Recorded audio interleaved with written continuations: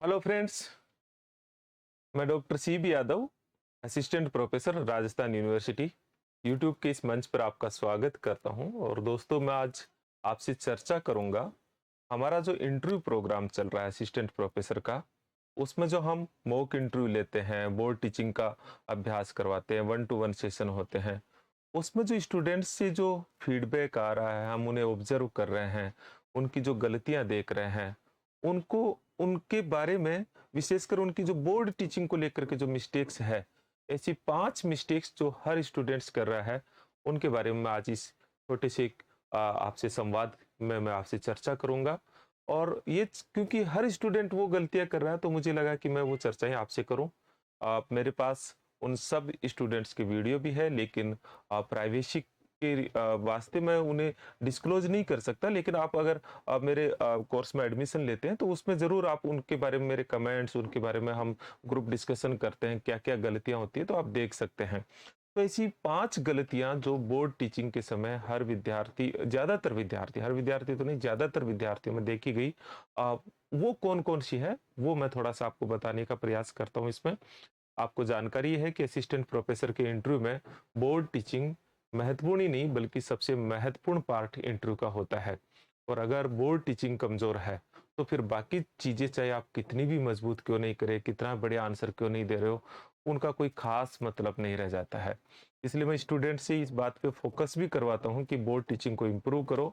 और मैं मेरे जो इंटरव्यू प्रोग्राम्स चल रहे हैं यहाँ पे, उन पे भी मेरा पूरा फोकस है कि बोर्ड टीचिंग पे ज्यादा अभ्यास करवाया जाए। तो जो 5 गलतियां हैं जो हर विद्यार्थी, ज्यादातर विद्यार्थियों में देखी गई है, उनमें पहली चीज है वो है कॉन्फिडेंस की कमी।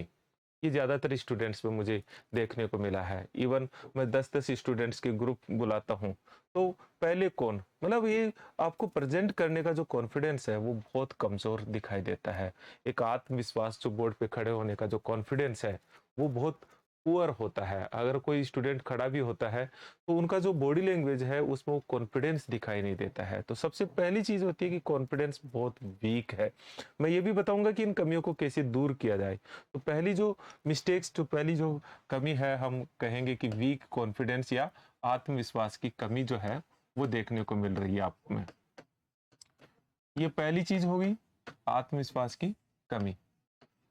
दूसरी चीज जो मुझे नजर आई है, वो ज्यादातर विद्यार्थियों में नजर आई है, वो है कि स्टूडेंट टीचिंग कम और खुद से बातें ज्यादा करते हैं।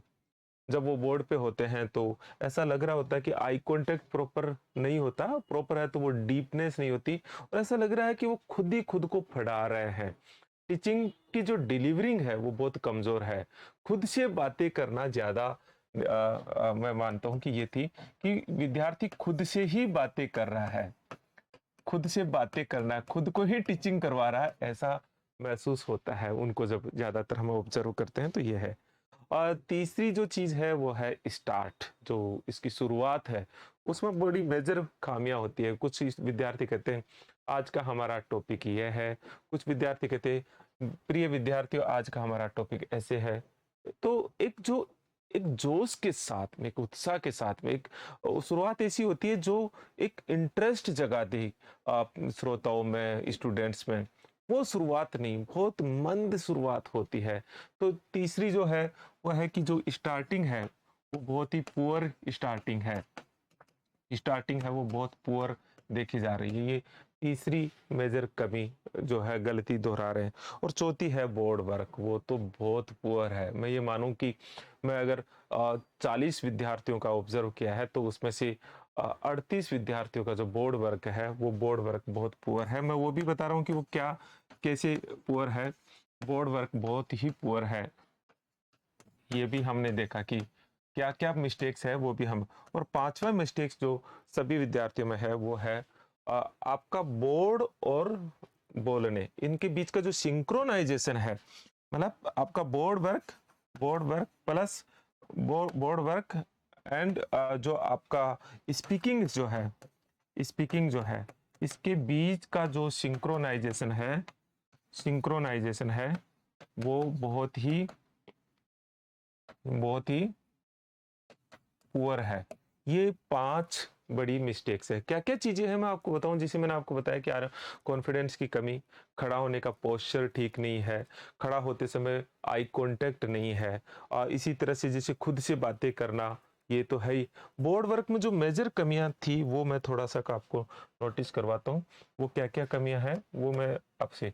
बोर्ड वर्क में एक तो हेडिंग जो डालते हैं ना, हेडिंग बहुत छोटी डालते हैं और फिर सेम चीज होती है। तो हेडिंग जो होती है वो कंपेरेटिवली हमेशा टॉपिक की क्या होती है, बड़ी होती है, और हेडिंग के नीचे एक अंडरलाइन। अब मैंने ये देखा कि जो ये अंडरलाइन होती है वो सीधी नहीं होती है विद्यार्थियों की, और हेडिंग होती है वो बहुत ही, या तो ये सीधी नहीं होती है, ये टेढ़ी लिख देते हैं, इसको तिरछा लिख देते हैं। दूसरा जो बोर्ड वर्क पर जो मैक्सिमम जैसे हिंदी में जो विद्यार्थी लिखते हैं, उनका उनका जो हिंदी होता है, जैसे मान लीजिए कि मैं संविधान लिख रहा हूँ, ये मैंने संविधान लिखा। अब इस संविधान के ऊपर या तो रेखा नहीं खींचती, जो ऊपर जो लाइनिंग होती है वो टेढ़ी चलती है। ये मैक्सिमम विद्यार्थियों के भीतर दिखाई दी मुझे कि उनकी लाइनिंग सही नहीं रहती है। फिर जैसे बोर्ड वर्क में आप बोर्ड वर्क शुरू करते हैं तो विद्यार्थी यहाँ से लिखना शुरू करता है, और यहाँ से लिखना शुरू करता है, ये लिख दिया, ये लिख दिया, ये लिख दिया, ये लिख दिया, और फिर यहाँ लिखने आ जाता है, और फिर समय बचता तो यहाँ आ जाता है। उसका एक सिस्टेमेटिक रूप नहीं है बोर्ड वर्क का। और ये आप देखेंगे ये एक बहुत जब आप सिस्टेमेटिक रूप नहीं होता है कि कभी इधर लिख रहे हो, कभी उधर लिख रहे हो, कभी उधर जगह लिख रही है, मतलब आपका बोर्ड पे कमांड नहीं है, ये साफ साफ दिखाई देता है।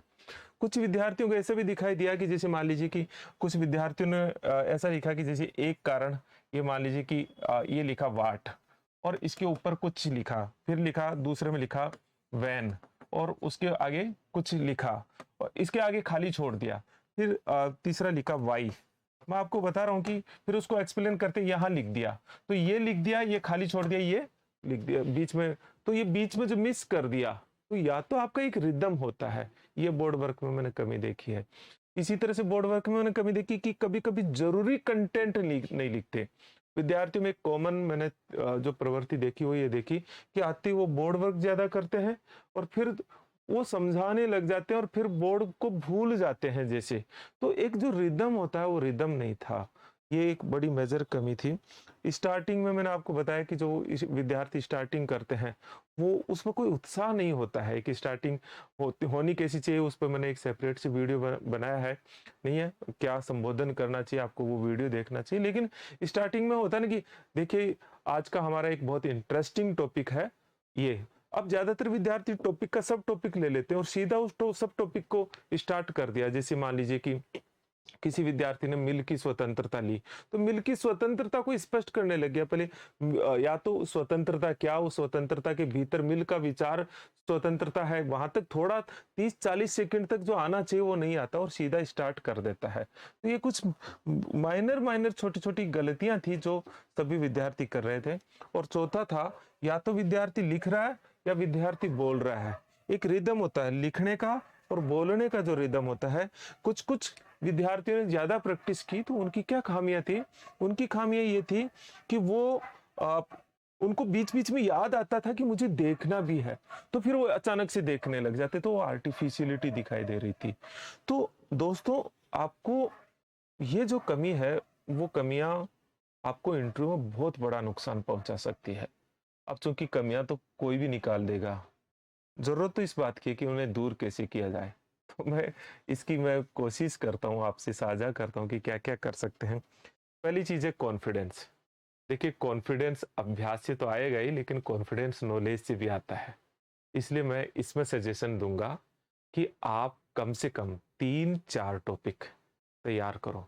उसमें से पहले एक टॉपिक को तैयार करो, बहुत डीप में तैयार करो, और डीप में तैयार करने के पश्चात एक टॉपिक पे, अलग अलग टॉपिक पे नहीं, एक टॉपिक पे आप टीचिंग कराओ।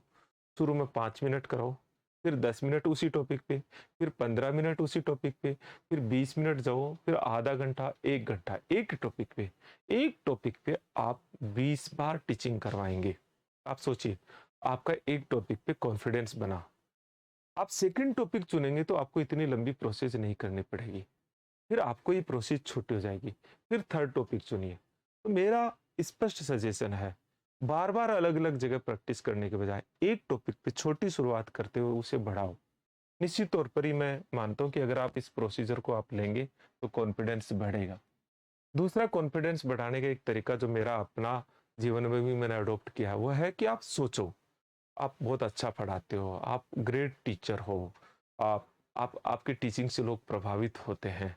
ऐसा जब सोचेंगे आप, तो धीरे-धीरे आपका सबकॉन्शियस माइंड ऐसा ही मानने लग जाता है और ऐसा ही रिएक्ट करता है। तो दूसरा काम आप ये कीजिए।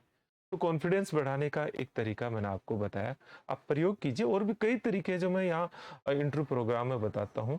दूसरा है कि खुद से बातें करना, इसके लिए तो देखिए आपको आई कांटेक्ट को मजबूत करना पड़ेगा, और आई कांटेक्ट मजबूत करने का सरल तरीका यह है कि आपको डेली रूटीन में भी आप किसी से बात करते हो, तो प्रॉपर आई कांटेक्ट के साथ में आप बात कीजिए, और बात करते समय पहले सुनिए और फिर बात करें तो किसी से भी, जैसे 4 लोग हैं, तो 4 लोगों से आई कांटेक्ट कीजिए, क्योंकि जब आप डेली रूटीन में आई कांटेक्ट ठीक करेंगे, तो आपका क्लासरूम में भी आई कांटेक्ट ठीक होगा और बोर्ड के समक्ष भी आपका आई कांटेक्ट ठीक होगा।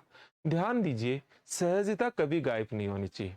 मैंने एक और चीज़ जो बड़ी मिस्टेक्स करते हैं, वो ये होती है, जैसे-जैसे स्टूडेंट थोड़ा-थोड़ा टीचिंग में आगे बढ़ता है, वैसे उसकी स्पीड तेज़ होती चली जाती है। नहीं, एक सहज भाव टीचिंग के भीतर होना चाहिए। वो सहज भाव दिखना चाहिए। तो इसके लिए क्या होता है कि आपके व्यक्तित्व के भीतर ही वो सहज भाव आए। डरिए मत, क्या बिगड़ेगा? आप एक बेहतर टीचर हो, एक बेहतरीन टीचिंग आप करवाएँगे। ऐसा मतलब मन में सोचेंगे, तो एक बेहतरीन टीचर के तौर पर आप उभरते भी हैं, और ऐसा फिर अब वहाँ भी रिफ्लेक्ट होता है। तो केवल केवल इसके लिए नहीं कि वहाँ हमको इंटरव्यू में करवाना है। ऐसा आप लगातार सोचेंगे तो एक बेहतरीन टीचर भी बनेंगे, और बनना भी चाहिए, क्योंकि असिस्टेंट प्रोफेसर में आपको बड़ी-बड़ी क्लासेस को टैकल करना होता है। तो ये है। और लास्ट है कि बोर्ड टीचिंग को कैसे इम्प्रूव करें? तो अभ्यास के अलावा तो कोई है नहीं, लेकिन फिर भी कुछ ट्रिक्स देता हूँ। जैसे ऊपर की लाइनिंग को, ऐसे लाइनिंग का अभ्यास करो, सीधी लाइनिंग खींचो, ऐसे सीधी लाइनिंग का अभ्यास करो। बार-बार अभ्यास करो, केवल लाइनिंग का अभ्यास किया। लाइनिंग के अभ्यास के पश्चात हेडिंग कैसे लिखते हैं, उसका अभ्यास करो। फिर आपको सबसे पहले बोर्ड का ये वाला जो पार्ट है, इसको यूज़ लेना चाहिए, और उसके पश्चात ये वाले पार्ट पे आना चाहिए, ताकि बाद में उसको काम में ले सके। और बार-बार आप इसी मेथड से लीजिए। एक और मैं उपाय बताता हूँ, वो ये है कि हमेशा जो डायग्राम आप बनाना चाहते हो, वो डायग्राम को आप पहले से कई बार अभ्यास कीजिए। और मेरा एक सजेशन है कि आप, अगर कोई ग्राफिकल कोई पॉइंट हो जिसे आप स्पष्ट कर सकते हो, और ऐसा कोई टॉपिक आप लेते हो, तो उसमें चूंकि लिखना कम पड़ता है, समझाना ज्यादा पड़ता है, तो एक बढ़िया इंप्रेशन जाता है। तो अगर किसी टॉपिक के भीतर आप ग्राफ को क्रिएट करते हो या डायग्राम को क्रिएट करते हो, तो उसमें फिर लिखने का स्पेस कम हो जाता है। ज्यादातर विद्यार्थी को मैंने देखा है कि वो जो बोल रहे हैं वो ही लिख रहे हैं। नहीं, लिखते समय कुछ पाई चार्ट हो, कुछ ग्राफ्स हो, तो कुछ क्रिएटिविटी लाओ अपने उसमें, कुछ सोचो कि क्या क्रिएटिविटी हो सकती है। आप जो टॉपिक पढ़ा रहे हो उसमें उसको कैसे प्रेजेंट कर सकते हैं, कुछ नया तरीका सोचो। ऐसा नहीं कि इसका अर्थ ये है, इसका ये 4 बातें की, फला ने ये कहा, फला की ये कोटेशन है। तो कुछ नई क्रिएटिविटी तरीके से उस पॉइंट को आप प्रेजेंट करने का आप सोचिए, उसमें क्रिएटिविटी लाइए। एक तरीका, फिर दूसरा तरीका, तीसरा तरीका, आपको लगेगा 5वीं 6ठी बार में एक बहुत शानदार तरीका ईज़ाद हो गया है। और फिर होता है सिंक्रोनाइज़ेशन। मित्रों, ये बहुत ज़रूरी है टीचिंग के लिए। कितनी देर आप बोर्ड पे हो, कितनी देर आप ये हो। तो आप इसका बोर्ड पे आपको अभ्यास करना पड़ेगा, और इसके लिए आप छोटा एक ग्रुप बना सकते हो, जो आप इंटरव्यू की तैयारी कर रहे हैं, ऐसे कुछ स्टूडेंट्स मिल सकते हो। अगर ऐसा नहीं है तो कुछ साथियों को, जो आपके दोस्त हैं, उनका सहयोग लो। अगर परिवार में आपके भाई-बहन है, हस्बैंड-वाइफ है, उनका आप सहयोग लीजिए, उनके सामने टीचिंग करवाइए। लेकिन सबसे बेस्ट जो ग्रुप होता है, वो बराबर की तैयारी करने वाले हैं, तो उनसे संपर्क कीजिए। आप हमारे पास आते हैं तो निश्चित तौर पे ही यहाँ पे ग्रुप्स भी हम कोशिश करते हैं कि आपका ग्रुप्स भी बनाएँ। नहीं है तो मैं और भी कोशिश करता हूँ कि आपको ग्रुप्स भी दूँ। स्टूडेंट्स का ये सवाल होता है कि आप मेरे से कैसे जुड़ सकते हैं, तो बिल्कुल सिंपल है, आप मेरे से जुड़ सकते हैं। ये सीबी कैंपस, जो हम टेक्निकल वजह से इस ऐप को ले रहे हैं, सीबी कैंपस ऐप को आप डाउनलोड कर लीजिए। डाउनलोड करके उसके भीतर कोर्स है, उस कोर्स को आप सब्सक्राइब कर लीजिए। वो ऑनलाइन नहीं है, हमारा दोनों ही तीनों प्लेटफॉर्म है, लेकिन आप सीधे हमसे जुड़ जाएंगे। ऑफलाइन ही हम लेते हैं, ऑनलाइन प्लेटफॉर्म भी हमने उन विद्यार्थियों के लिए उपलब्ध करवाए जो नहीं आ सकते हैं। इसमें 5 गतिविधियां हम करवा रहे हैं। एक 1 टू 1 सेशन, जो मैं आपसे डिटेल से चर्चा करता हूँ। एक जैसे बोर्ड टीचिंग पे ग्रुप होता है, एक ओरिएंटेशन कोर्स हम इसमें रख रहे हैं और साथ में सब्जेक्ट का मॉक इंटरव्यू और सब्जेक्ट एक्सपर्ट से चर्चा, ये 5 गतिविधियों को रखा है। क्योंकि मित्रों जो इंटरव्यू की तैयारी है वो कोई सब्जेक्ट नॉलेज की तैयारी नहीं होती है। इंटरव्यू की तैयारी आपकी झिझक को दूर करना, आपके अभ्यास को बढ़ाना, आप आपकी जो गलतियाँ उनको दूर करना, आपकी माइक्रो लेवल पर आपको एनालिसिस करना और एक प्रॉपर मेंटरशिप देना। और अगर आप मेरे से बातचीत करना चाहते हैं, कोई मेरे से संवाद बातचीत तो नहीं, मेरे से अगर कोई संवाद करना चाहते हैं तो आप मुझे टेक्स्ट मैसेज कर सकते हैं मेरे नंबर पर 9887898181, लेकिन करिएगा टेक्स्ट मैसेज जी, कॉल मत कीजिएगा। मैं आपको बता दूंगा कि मेरे कौन सा फ्री टाइम है, मैं आपको प्रॉपर उस पर जवाब भी दे दूंगा। तो चलिए, ये मुझे कुछ लगा कि ये कमियां जो हर विद्यार्थी कर रहा है सभी विद्यार्थियों से साझा कर ली जाए, तो मैंने आपसे साझा की। निश्चित तौर पर ही मुझे आशा है कि आपको ये वीडियो अच्छा लगा होगा, आपके लिए मददगार होगा। नीचे कमेंट बॉक्स में भी लिखिए। Thank you.